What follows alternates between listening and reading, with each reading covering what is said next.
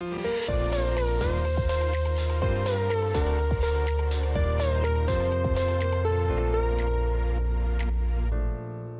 everyone, this is Sam Black with Drafting Archetypes, and today we're going to be talking about Grabby Giant in Wilds of Eldraine.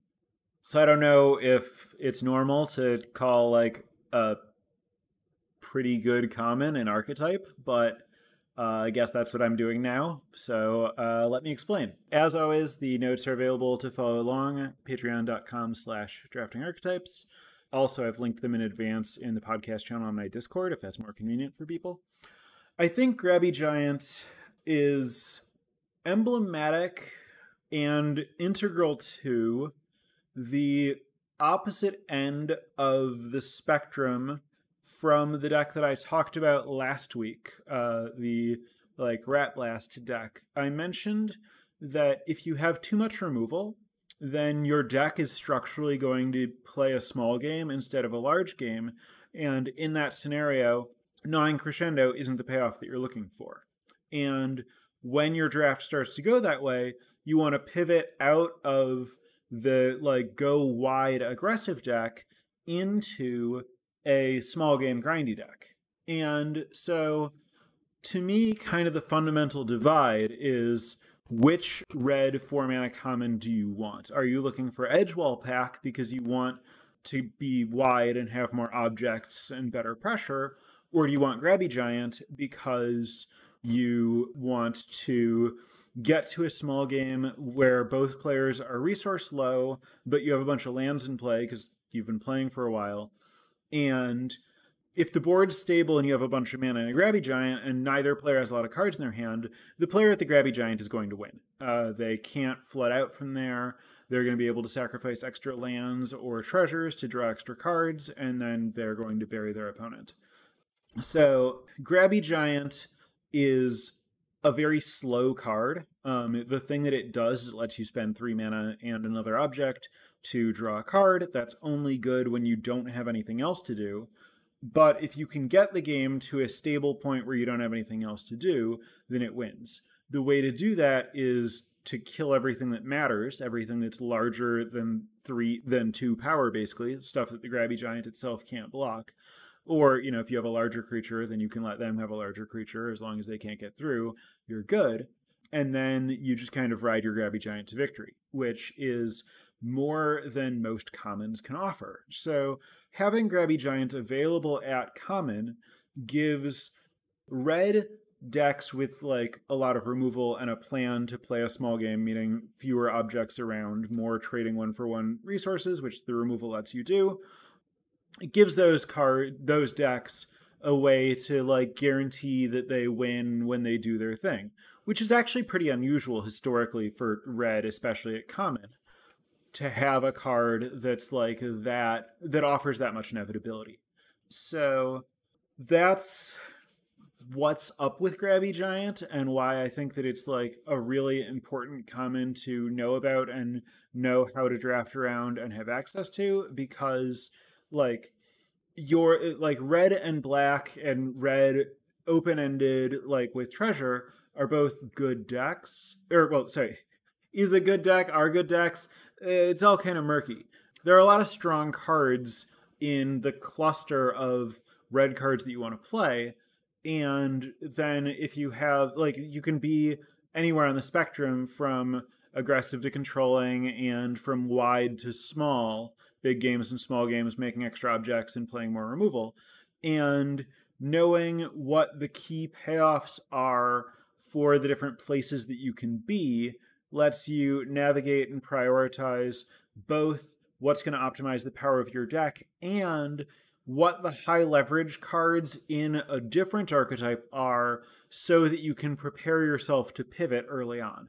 So if I'm drafting what I expect to be a Rat Blast deck, I've started with a Ratcatcher trainee and I'm trying to go wide, and then I get to a point where there's a Grabby Giant versus, say, something like a Redcap Thief, where neither one is all that good in the Rat Blast deck. They're both fine, but they're nothing special.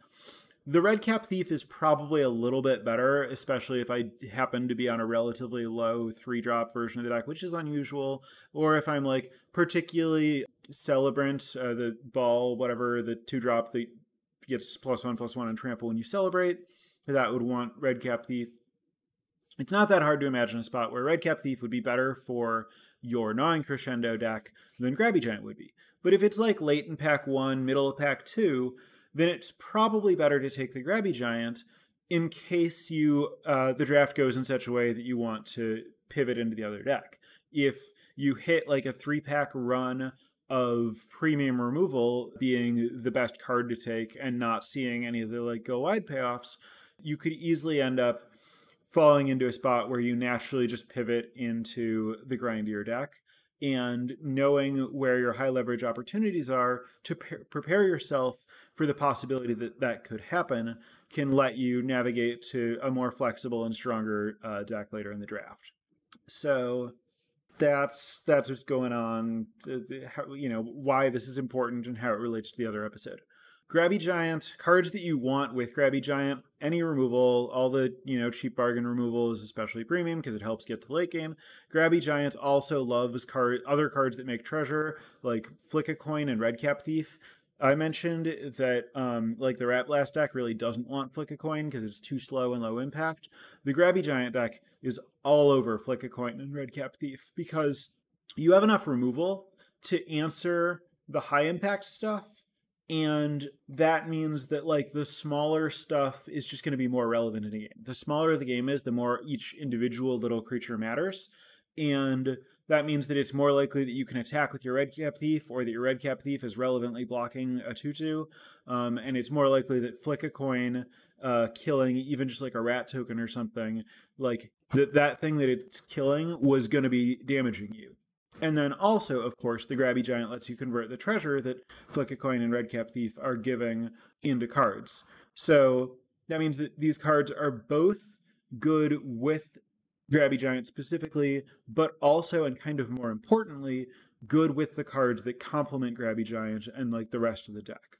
So the more you're on the Grabby Giant side of the Grabby Giant Edgewall pack divide, the more you want the like card advantage-y, slightly more expensive little grindier cards like Flick a Coin and Redcap Thief, or, you know, any removal spell and anything that's not just like a good aggressive card.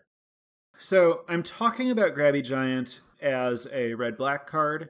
It's not necessarily that. You know, I didn't name this this episode Red-Black Attrition, even though that's often where it's going to be. I think Grabby Giant is strongest there, but I want to talk about what's going on with Grabby Giant in other decks. So in red-blue, for example, or in like bargain blue style blue decks that are playing red and can and do like Grabby Giant is playable there because Grabby Giant and Bargain Blue both really, really highly prioritize removal. And so like if your deck has a bunch of removal, Grabby Giant is a pretty good card to have access to. The reason that Grabby Giant is worse in those blue decks than it is in red-black is you're only really ever going to activate Grabby Giant when you don't have anything else to do with your mana. And the thing that blue is offering those decks is really good card advantage that makes you not run out of stuff to spend your mana on, like Into the Fey Court and Hatching Plans, and to some extent like Stopgap that costs a bunch of mana and replaces itself, Quick Study, and like the Aquatic Apprentice that can get back your Into the Fey Courts and Quick Studies. So like the more blue you are, the less likely it is that you ever run out of stuff to spend your mana on. And so Grabby Giant is never plan A in a blue deck. Plan A is removal card draw, never run out of like stuff to do. But Grabby Giant is like a fine, you know, filler-ish body that gives you some insurance if you happen to not, like, if sometimes your card draw is going to be like 2 Into the Fey Courts and 2 Aquatic Apprentices, and if you don't draw the first Into the Fey Court, then you might not like find your card draw and you could flood out with your like handful of removal. Grabby Giant offers some insurance that you're going to be able to like draw a couple of cards to find your card draw. So Grabby Giant like works in the cluster there, but it's not like an essential piece the way that it is if you're a non-blue attrition deck. And then with green, I think the deck tends to be a bit more proactive and aggressive, and also when it isn't, then you're more like going over the top and you're into the like big proactive space where once you get to the late game where you can start casting your Hamlet Gluttons and stuff, drawing an extra card doesn't matter so much because you're more likely to just have an overwhelming board and attack and kill your opponent. So all of the kind of like small ball grindy stuff that Grabby Giant is doing is just less likely to come up with green because you're more likely to be ending the game faster. And that can be true whether you're ending the game like early or late. You're still gonna just like the green is gonna be contributing more finishers where black is contributing more removal. Grabby Giant does have a place in red green, mostly just because it's a 4 power 4-drop. Like it's a fine rate, like efficient-ish stats, works with some of your cards that want 4-drops, but like you would always much rather have a Ferocious Werefox. But like it's not bad to have a Grabby Giant in your red-green deck, and it still offers that like insurance that comes up sometimes, maybe just like ramping with the treasure matters sometimes, but it's not a premium card, and it's not really going to be defining how you're thinking about your draft. It's just like an additional, you know, kind of like lower tier playable. Red-white, I think Grabby Giant is a little bit better in that it's a little bit more impactful, because I think red-white is the most likely pair to run out of stuff to spend its mana on. And so Grabby Giant is offering like a pretty solid like fallback late game plan if your like first wave doesn't get there. But I think that in any of the decks other than red-black, Grabby Giant is usually offering insurance and a backup plan, where the red-black attrition deck, I think Grabby Giant is like part of your plan A. Like the thing that you are doing is building toward the situation in a game where Grabby Giant is going to take over and win the game. So most likely talking about red-black when I'm talking about Grabby Giant decks, but it doesn't strictly have to be. Also, this is a kind of red-black deck that splashes very well, right? Like this is a format that rewards splashing in general. Grabby Giant itself provides treasure. Grabby Giant and the removal around it, like the other cards that make treasure. And then because you're playing a long game control deck where you're going to have time to draw your mana, and you have some treasures anyway, and you have things that sacrifice artifacts, Prophetic Prism becomes a pretty high priority. And at that point, you can splash things pretty easily. And so the deck ends up having some kind of like structural similarities in the mana base to like AFR Journey into the Forgotten Realm or Adventures in the Forgotten Realms red-black treasure decks for anyone who played that format, where the red-black decks are just very easily able to splash good cards in other colors due to treasure. Here it's due to treasure plus grotto plus prism. So you're definitely going to look to splash pretty liberally in your like red-black Grabby Giant control decks. Certainly much more than you're looking to in your aggressive red-black Rat Blast decks. So that's another thing to keep in mind when you're thinking about pivoting between those two decks, is that the red-black deck, the Grabby Giant deck is way more likely to want to splash. So if you find some powerful off-color cards that you'd like to splash, you should kind of be in the mindset of looking for removal, treasure makers, and Grabby Giants rather than following any of the principles that I talked about last week. Similarly, because this is a control deck, it follows all the normal rules that control decks follow in terms of your control deck is much better the more bombs that you have, and your bombs are better the more controlling your deck is, assuming that by bombs we're just talking about like cards that can win a game by themselves, as opposed to cards that are like really, really, really strong and potentially maximized by being in an aggressive deck. Virtue of Persistence, for example, the Black Virtue, the 2 mana -3/-3 sorcery, gain 2, and then 7 mana Debtor's Knell effect, return a creature from a graveyard to play every turn. It's a fantastic like control card, gives you a ton of inevitability.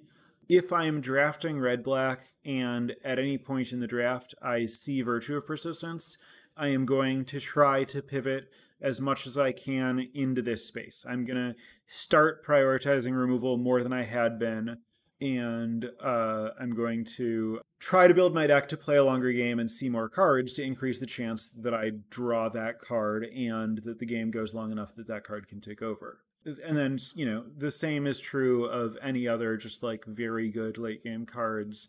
The Decadent Dragon, the 4/4 flying trample that it makes a treasure when it attacks and has an adventure to basically draw 2 cards from your opponent's deck, is another just like powerful, grindy card where if I have that, I'm more likely to want to build a control deck just to increase the chances that I see and can use that card.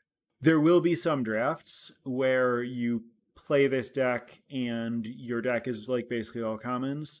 That's going to happen when you don't open bombs, and so because you didn't open really powerful cards, you end up spending your first picks on premium removal, and then you're in a spot where you're like, well, what I have is a bunch of premium removal, and I need to like figure out a game plan here, and then you like find some grabby giants and try to make it happen.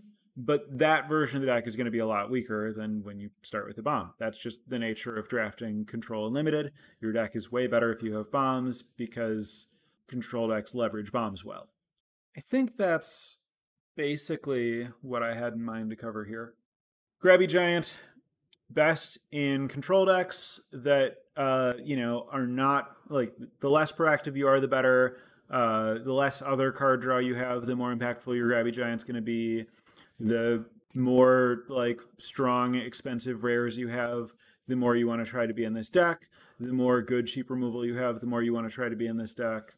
If you start the draft with good, proactive, like, you know, like strong, aggressive cards, usually like commons and uncommons, then you probably want to try to be the strong, aggressive deck, aka the like Rat Blast deck.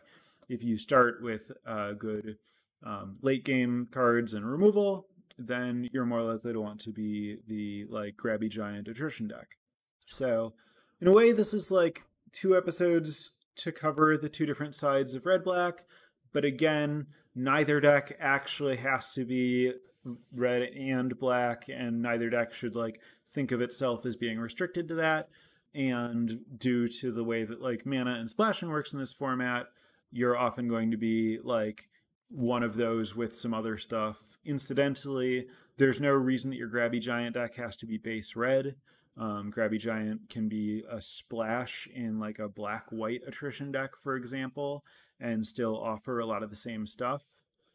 So that's another like relevant thing to look out for, is like anytime you have a deck that has a lot of removal and is playing like a bunch of like an attrition, like a small game attrition plan, Grabby Giant can be a good end game, and it works fine on a splash, even though it's like a red activated ability, because you don't really need to use it more than once a turn, and it's trying to be there to win the late game, so it's a good late game card, so it's a good card to splash. That's how splashing works. You're more likely to be able to cast your stuff late than early. And there you have it. So I'm going to turn this over to chat for questions. As always, I want to thank my newest patron at patreon.com/draftingarchetypes. So thank you very much to Grim, and if anyone else is looking to financially support me or the podcast, be sure to check out patreon.com/draftingarchetypes and see the benefits that are offered there and the tiers and all that stuff that you would expect on Patreon. Okay, do I think Grabby Giant is one of the most flexible cards in the set? I mean, not really, in that, like, I think Grabby Giant can be played in aggressive decks and offers a good backup plan and, like, isn't a bad card in those decks. I think that, you know, like, this episode existing is about how to maximize this in a way that suggests that it's best in a relatively narrow range of decks. And so I think the most flexible cards are kind of the cards that have the flattest value add to a deck. So like Torch the Tower, Candy Grapple, like generically go to removal is going to be the most flexible in terms of offers the same rate in every archetype. So yeah, I guess my answer to that question is no. I don't think it's one of the most flexible, but I do think that it's has applications broadly and is strong.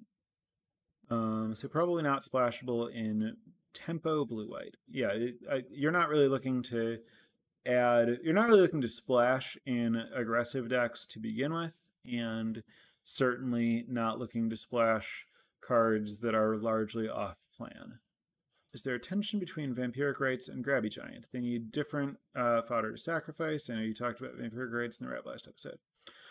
I think that they play reasonably well together because they both just like lead to the same kind, like they both just grind well. And, you know, like your Red Cap Thief kind of like gives you value while playing with either one. There's like some potential tension in like, okay, well, if I'm trying to support Grabby Giant, I want Red Cap Thief. And if I'm trying to support Vampiric Rites, I want like Harried Spear Guard or whatever he's called, the one that dies into a rat. But like I think that it's more important that both cards kind of like offer this like late game inevitability situation that plays pretty well in grindy decks. I guess there is tension in that they are best in different decks, right? Grabby Giant is best when your deck is full of removal spells. Vampiric Rites is best when your deck is full of creatures. So yes, there's tension, but also I've happily played them both in the same deck because they both want to get to similar end games, even if they're doing it with different cards. And sometimes you're kind of in the middle on which cards you have such that both work. How would you make a mana base for splashing when considering the red treasure cards? Would you look at the treasure makers as one whole card worth of additional sources of mana? Good question. And the answer is that it depends on how many cards you're splashing. If you're splashing like a single blue card that costs like a single blue mana, I guess it doesn't matter. If you're casting, like if there's just a single off-color card in your deck and you can like play your treasures conservatively, like hold on to them for the like situation where you draw that card, then a treasure is basically a full source of mana for that card. You know, if you have drawn your one treasure maker and you draw your one blue card, you'll be able to play your blue card the same way that you would if you drew your one island and your one blue card. If you're trying to splash 4 blue cards, then you're like pretty likely to draw 2 of them, and a treasure lets you cast one of them but not the other, and then it's much worse than an island for fixing. So whether and how much you can count treasures as like sources really just depends on how taxed those sources are going to be. So treasures are really good fixing to like splash a single off-color card in a 2-color deck, but like really bad fixing to like smooth out mana in a like balanced 3-color deck. I was trying to think if there are any other cards that could stand in for Grabby Giant in this approach if you don't get the Grabby Giants. Definitely an important thing to be thinking about, right? Because like if you're drafting toward this and you happen to not see them, you need like a fallback plan. Like even though it's a common, like the fact that it's a common means that you can expect to see it when you haven't seen it, but sometimes you're still not going to see it, and then you need to figure out what to do instead. I think for the most part, it's just like, well, once it gets late and you don't have them, you need to figure out a way to close instead, which means either pivoting to be more aggressive, or I think the best one-to-one substitute is probably like Scream Puff, which is very, very different. Like it's just a big high-impact finisher. Like it nets you an object, but if you don't have like Grabby Giant, that object isn't necessarily like a meaningful, like it's not drawing you a card or anything. But like I think that when your deck is like, okay, I have a bunch of removal, we're going to be like both low on resources, now I have this creature that trumps other creatures and has like the ability to kind of like win a race against small creatures by making food, that's gonna cover like, we've gotten down to one thing, this is my one thing, this one thing can carry me to the end of the game. So I think at common, if you can't find, you could just like pivot into blue and find into the Vacort, and then that works with your, like, the reason that I was saying Grabby Giant's not as good with blue because it's less necessary because blue is doing that. So when applicable, into the Vacort. When you can't get into the Vacort, or when you can't cast into the Vacort, then Scream Puff. When you can't do either of those, then you're looking for uncommons. So you're looking for Collector's Vault, you're considering Vampiric Rites, you might even be trying to play like Dark Bargain. I suppose you can kind of like play some Grim Searches, but it's not quite the same thing. But yeah, like basically I think that your red-black deck wants to look to the like higher rarity card advantage engines when you can't find Grabby Giants. Green provides theoretically good Grabby Giant fodder in food tokens, but it sounds like red-green doesn't normally come into situations, board states, where the activated ability is useful, so that makes... Yeah, so I agree that like the food helps fuel Grabby Giant, and that's pretty nice, and you can build some red-green decks that like end up in Grabby Giant space a little bit more. For example, the other day I drafted a food fight theme deck that was red-green, that was fantastic at making food and treasure, and not very good at putting a lot of power into play. That deck didn't have a Grabby Giant, but it would have been much, much, much better if it did. So there certainly are red-green decks that can get more value out of Grabby Giant. But again, I think most of the time you want to be drafting red-green to be a bit more proactive, as covered early in my like first red-green episode. Do I see Johann as an analog in the blue-red version of this deck? I suppose it can be. Weirdly, I think it's a less direct replacement than Into the Vacort, even though like Johann and Grabby Giant are both like 4-mana creatures that can like block well and give you card advantage into the late game. I might be wrong to be viewing Into the Vacort as a more direct replacement, but I guess I just don't trust Johann quite enough to reliably, like, when I'm out of stuff to do, like, there could be like a 3-turn window where I just don't find a spell on top and it doesn't do anything, where like Grabby Giant or Into the Vacort is gonna like snowball out of that situation. But I mean, they certainly have some things in common. If you had 2 each of Into the Vacort, Grabby, and Hatching, which of these card generators would I prioritize in blue-red? Definitely the blue ones. Yeah, like Vacort and Hatching are just so much more efficient at doing what you're trying to do, and with those cards you should never need to, like... Grabby Giant's just too much mana to get a card relative to what those blue cards are doing. Does the priorities of bargain cards change in the Grabby Giant decks? Like red-black, on the one hand, Giant provides treasure for bargain. On the other hand, the Giant can use the artifact tokens itself. So I think that most of the bargain cards just like don't really, like, it doesn't really matter how well you enable them. Like, you enable them well enough and bargain matters little enough that like something like the difference in how good you are at splashing it because you have the adventure on Grabby Giant is just wildly unlikely to make a real difference in how you're evaluating the card. But like, if for some reason it's close, like basically I think the only times that it's close are when it's a card that you really need to bargain and you're low on stuff that you can bargain with. And in those spots, Grabby Giant gives you a thing that you can bargain with.